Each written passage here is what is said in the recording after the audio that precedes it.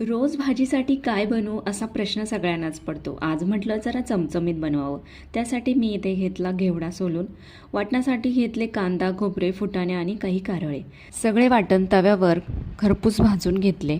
भाजल्यानंतर चांगले मिक्सरला बारीक फिरवून घेतले. लगेचच कढईमध्ये तेल टाकून 1 चमचा जिरे, कढीपत्ता आणि वाटलेलं वाटण टाकून दिलं आणि त्यामध्ये घालून घेतले काही बेसिक मसाले, ज्यामध्ये हळद पावडर, धणा पावडर, लाल तिखट आणि किचन किंग, ज्यामुळे आपल्या भाजीला एक वेगळाच स्वाद येईल. लगेचच यामध्ये थोडंसं गरम पाणी टाकून मंद आचेवर वाफ काढून घेतली. तेल सुटेपर्यंत मसाले चांगले परतून घेतले आणि लगेचच यामध्ये घेवड्याचे दाणे घालून घेतले. आता यामध्ये लगेचच आवश्यकतेनुसार पाणी घालून उकळी येण्याच्या अगोदर गरम मसाला आणि चवीनुसार मीठ टाकून द्यायचं. 10 मिनिटे मंद आचेवर शिजवून द्यायचं आणि इथे आपली चमचमीत घेवडा रस्सा भाजी तयार. खाली दिलेल्या त्रिकोणी बटनावर क्लिक करून तुम्ही पूर्ण रेसिपी पाहू शकता. थँक्यू.